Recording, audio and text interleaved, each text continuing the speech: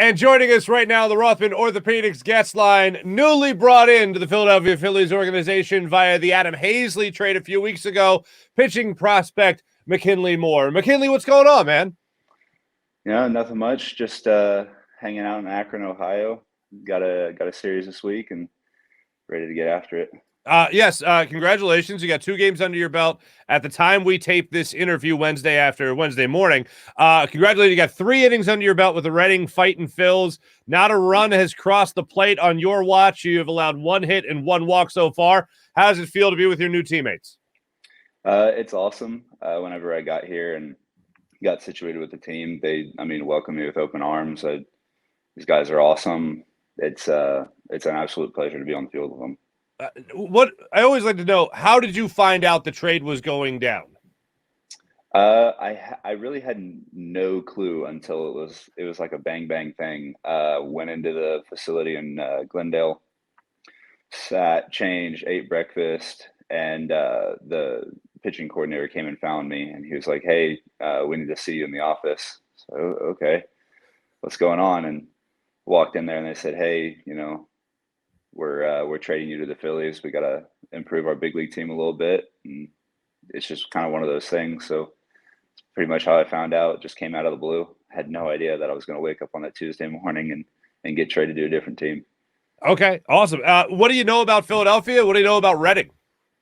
I know Reading is a really, really old town. They call it baseball town. So, it's pretty close. I love baseball, so obviously why I'm doing it. But I'm from Texas, so all I really know is the South, and being up north is completely new to me. I think the only time I've ever been up north is whenever I was playing in Cape Cod League. But other than that, I have no idea. It's a whole new experience to me, but I'm absolutely loving it. I can tell you this. I don't know if you're a video game guy or not, but apparently there's some bar/arcade in Reading by the stadiums that a few prospects have told me about over the years. And if you happen to go, I don't remember the name because I'm hardly ever out there, but ask around. I'm sure people will know. It's supposedly a good time. Tell us a little bit about yourself. What's your pitching repertoire? What do you like to throw? How do you see yourself fitting into the big leagues one day? Well, I'm working on a couple pitches. Obviously, I have my fastball, and my slider. Still working on a curveball and a changeup, just to combat left-handed hitters a little bit. And I love relieving. It's like the one thing that I just have to feel comfortable doing coming in high pressure situations. And then the back of the bullpen is just my favorite spot to be. I love the pressure that goes on me to finish out a game and just really have my teammates count on me and me count on them to make the plays behind me and get the job done. I'm hearing a closer. You would like to be a closer one day in the big leagues. I would love to be a closer in the big leagues. That's my dream.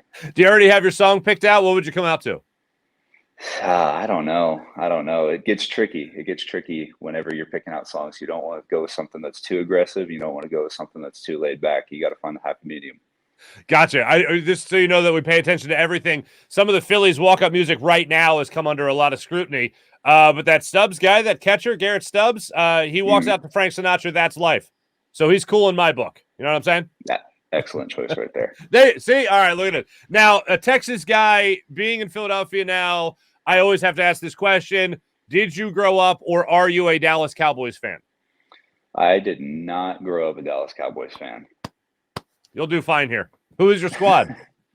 I actually don't have one. I don't watch football too terribly much unless fantasy football comes along, and I've got almost every game that my team's playing in, but I don't watch football that much. You know what? Well, we'd rather have that than somebody that roots for the Cowboys. So that's fine. We'll just keep it like that. Now, I saw this on your Twitter profile, and people can give you a follow here on social media as well. Pitcher in the Phillies organization. But it also said, what was it? Four-seam, was it fastballs and fishing? Four seams and fishing? Four-seam fishing, yep. Okay. Yep. And what is that? Tell us a little bit about that. So that's a company that I started in 2020. I'm wearing one of the hats right now, actually. It's a company based off of playing baseball and fishing, which is the two things that I grew up doing. Like, I think whenever they brought me, my parents brought me home from the hospital, they put a fishing pole in my hand. So I've absolutely loved doing it. I started this company kind of based off just to like help give me a little extra income, a little stability, and then help me eventually trying to reach back out to the community. It's kind of starting faster than I had originally planned, but I like to put together a couple of scholarships for my high school baseball team, just guys that are doing things right on and off the field, and give a couple scholarships out to them. Just let the coach basically just say, hey, you know, here's this money that's put aside from what I've gotten from four seam fishing, and you know, pick the guys that are doing the things right on and off the field, in the classroom, you know, doing things the right way, and let them go follow their dreams just like I did. That's awesome. Baseball and fishing are two of my favorite things. So that works well. I'll definitely check that out. I'll put up the link so people can see it as well a little bit later in the show. Now I do want to ask you this. Who's this lovely lady with you here in your avatar here for Twitter? That is my girlfriend, Kaylee. Welcome to Philadelphia, Kaylee. I hope you guys enjoy it. Welcome to Reading. When it comes to this new technology, it seems like everything gets tested in the minor leagues before it gets used in the big leagues. And now they got the new digital communicator, the PitchCom or whatever. Are you guys using that in Reading as well? We actually are not using it in Reading. We were given the option to use it whenever I played in the fall league this past year. But I think it was like the early stages of it. So I didn't really get to tinker with it much, and they kind of gave us a couple options, but I've always been a fan of throw down the signs and mix it up. Mm-hmm. Gotcha. No, you mentioned the Arizona Fall League. I had read something that said you had built up a lot of confidence in that league, being able to pitch in it this past year. How is your confidence now going into this season? I have all the confidence in the world in myself. I know that there's things that I didn't think I could do that I went out there and did. And something just clicks and you're just like, oh, I can do this. Like, what am I worried about? Mm-hmm. So I think just being out there and just gaining confidence each time I throw, knowing that I can get these guys out, knowing that if anything happens, it's just an inning. It's just a little hiccup. Just keep going back out there with the utmost confidence, and I can do it. When you walked into the Reading Phillies, Fighting Phillies clubhouse and all that stuff, what was it they told you they wanted you to work on? Just being able to command the ball and put it where I want it, and being able to put guys away and the put away counts. And if not, then just be as efficient as possible and just get the outs. Mm-hmm. This is a recent story, and we've been talking about it a lot because it kind of sums up the mindset of the Philadelphia fan and what our expectations are for our athletes. Have you seen the Alec Bohm story about what he was caught mouthing on camera and then the way he handled it afterwards? I think I saw one of the guys showed me on Twitter what he mouthed, and it kind of caught me by surprise. Ooh. But I haven't heard anything, how he reacted to it afterward. Okay. Well, afterwards, you know what? I'm going to go ahead and I'm going to try to load this up for you because I believe this is must see for anybody that's new to Philadelphia. So Alec Bohm gets caught on camera saying what he said after the game. I give him a lot of credit. He stood in his locker room. He answered questions, and he answered the question about what he said in this manner. What about this video that surfaced? Have you heard about it and seen it? Yeah, I've heard. You know, look, emotions got the best of me. You know, I said it. And do I mean it? No. And it's a frustrating night for me, obviously. You know, made a few mistakes in the field. And look, these people, these fans, they just want to win. And, I mean, you heard it. We come back. They're great. And, you know, I guess I'm sorry for them. You know, I don't mean that. And emotion just got the best of me. So you actually love this place? Yeah. You know what? I do. Yeah. So that, like, everyone gave him all the credit in the world because he faced it like a man. Like, he took it. He acknowledged it. He owned it, so to speak. And then last night he takes to the field in a pinch hit situation in the 8th inning. He gets a standing ovation. Like, that's what we always want from our athletes. We want accountability. We want, you know, we basically don't want to be BS'd in this city. Yeah, no, definitely the right way to handle it, and always owning up and taking some accountability for your actions is the best way to go about it. I think I'm just going to show every new athlete in Philly the way that transpired. Now, before we go any further, I do want to ask you this. Do you mind playing Fast Five with us? We'd like to play Fast Five with all first-time guests on the show, and if you would be so kind, I'd like to ask you the Fast Five of the Farzy Show. Go for it. All right, let's go. Here we go.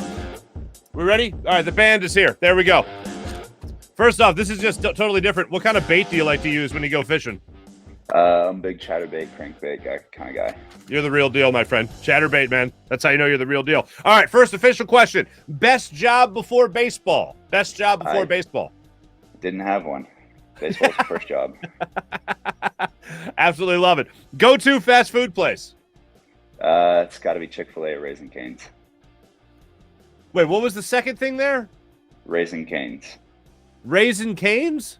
Yep. What is that? It's a fried chicken place. All they got is chicken. If you're ever in Philly, I believe we have Crown Chicken. That's very popular as well.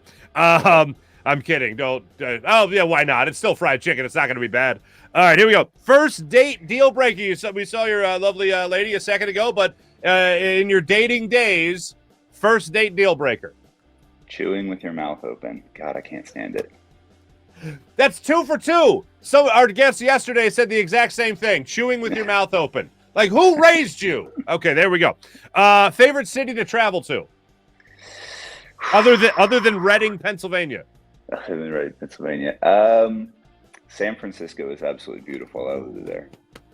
Ooh, such culture. Love San Francisco. Absolutely love it. You walk through Japantown, Chinatown, Little Italy. It's a phenomenal place.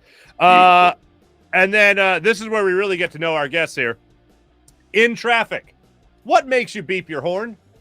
When somebody does not use their blinker when they come over. It's the only communication. It's the only communication we have. It's very simple. Just hit the thing, and we're good to go. Exactly. Words to live by. Words to live by, McKinley. Band, thank you guys very much. You guys were fantastic. Just started out hot from the get-go. Thank you. Finally, I'll just ask you this.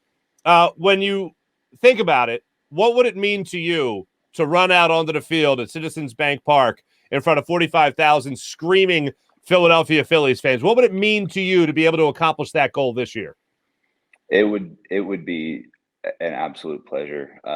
Anything that I've heard and everything that I've heard of the Phillies fans, there's just a phenomenal fan base. They support their players. Just be an absolute pleasure to go out there and perform in front of them. Mm-hmm. McKinley, do you know you know Brad Lidge, former Phillies closer? You know of Brad Lidge? I do not, actually. You do not? Okay. Do you know of Tug McGraw, former Phillies closer? I do not. All right. Tug McGraw. All right. He's actually Tim McGraw's father, the country singer. Tug McGraw and Brad Lidge. Just Google those guys, YouTube those guys, and envision one day that will be you in a Phillies uniform. Will do. I'm looking forward to it. My man, appreciate you very much. McKinley Moore, really great talking to you. Really great getting to know you. Welcome to Philadelphia. Happy to have you in the farm system here, and hopefully we'll see you in the bigs in the not-too-distant future, my friend. Thanks for having me out. Absolutely. McKinley Moore joining us on the Rothman Orthopaedics guest line. And make sure you guys check out fourseamandfishing.com. Fourseamfishing.com. Fourseamfishing.com. McKinley, thanks so much. Thank you.